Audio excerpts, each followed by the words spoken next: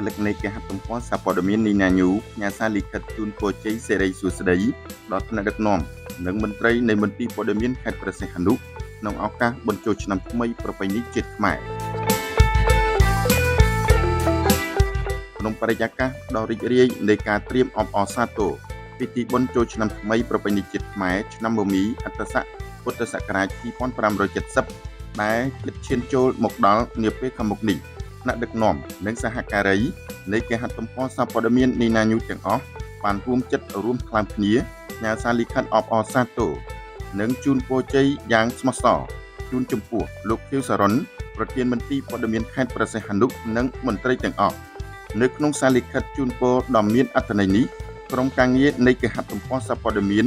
នីណាញូបានសម្ដែងនូវសេចក្តីគោរពនិងកតញ្ញូតាធម៌យ៉ាងជ្រាលជ្រៅបំផុតចំពោះការ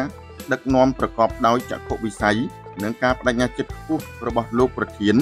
និងក្រុមការងារលើការលើកកម្ពស់វិស័យព័ត៌មាននៅក្នុងខេត្តព្រះសីហនុឲ្យកាន់តែមានភាពរីកចម្រើននិងប្រកបដោយវិជ្ជាជីវៈនៅក្នុងឱកាសដ៏មហានក្ខត្តរិទ្ធនេះយើងខ្ញុំទាំងអស់គ្នាសូមបួងសួងដល់គុណបុណ្យព្រះរតនត្រ័យវត្ថុស័ក្តិសិទ្ធិក្នុងលោកនិងទេវតារក្សាព្រះរាជាណាចក្រកម្ពុជាសូមប្រោសប្រទានពរជ័យសិរីមង្គលវិបុលសុខគ្រប់ប្រការជូនចំពោះលោកប្រធាននិងមន្ត្រី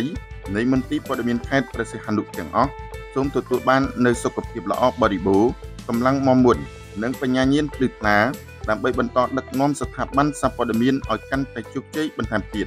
ទន្ទឹមនឹងនេះលោករេងនរានិងសហការីទាំងអស់ក៏បានបួងសួងសូមឲ្យលោកប្រធាននិងមន្ត្រីជួបប្រទះតែពុទ្ធពរទាំង4ប្រការគឺអាយុវណ្ណៈសុខៈនិងពលៈកំបីឃ្លៀងឃ្លាតឡើយ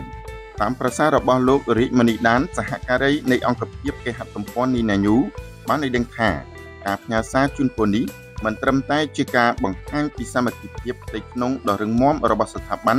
នីណាញូប៉ុណ្ណោះទេប៉ុន្តែថែមទាំងបានឆ្លុះបញ្ចាំងពីការថែរក្សាទំនៀមទម្លាប់ប្រពៃណីដ៏ល្អផូរផង់របស់ជាតិខ្មែរក្នុងការផ្ដល់តម្លៃដល់ថ្នាក់ដឹកនាំនិងការចែករំលែកសេចក្តីសុខក្នុងឱកាសបុណ្យប្រពៃណីជាតិដ៏ធំធេងនេះផងដែរគូបញ្ជាក់ផងដែរថាមន្ទីរព័ត៌មានខេត្តព្រះសីហនុក្រោមការដឹកនាំរបស់លោកខៀវសរុនគឺជាស្ថាប័នរដ្ឋផ្សព្វផ្សាយព័ត៌មានមួយដែលកំពុងតែដើរតួនាទីយ៉ាងសកម្មនៅក្នុងការផ្ដល់ព័ត៌មានទាន់ហេតុការណ៍និងមានតុល្យភាពជូនដល់ប្រជាពលរដ្ឋទាំងក្នុងនិងក្រៅប្រទេស